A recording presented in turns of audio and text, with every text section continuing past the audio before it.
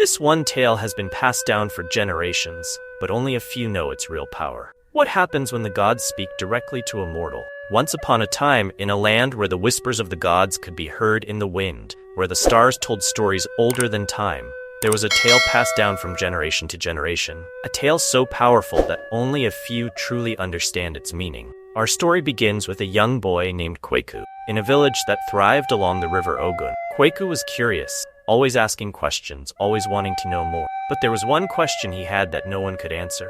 How do the gods decide our fate? How do they know when to bring rain or when to let the sun burn the fields? Some things, Kweku, are beyond our understanding. The gods do not answer to us. But there is a tale of a man who once heard the voice of the gods. There was once a man, long ago, named Adisa. He was a simple farmer, like many in the village, but he had a heart full of questions, much like you, Kweku. One evening, as he sat by the river, watching the stars, a voice called out to him from the water.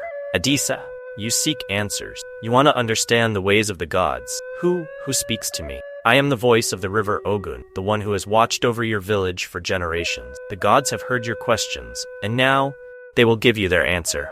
But beware, for the truth is not always easy to bear. Adisa was given a rare gift, the chance to speak directly to the gods. But the answer he sought would change his life and the fate of his village forever. Adisa has been blessed. He speaks to the gods. We must listen to him. Yes, we must ask him about the future. Will we have more children? Will our village grow strong?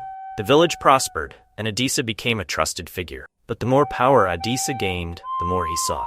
Soon, his curiosity turned into greed. He began to ask questions not for the good of the village, but for himself. Adisa, you were given the gift of knowledge to serve your people. But now, you ask only for yourself.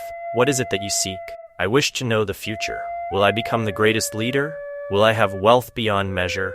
The gods were silent for a moment, and then they spoke a truth that Adisa had never expected. The future is not for you to see, Adisa. You have been blinded by your desires. Now you must face the consequences. Adisa has deceived us. He no longer speaks the truth of the gods.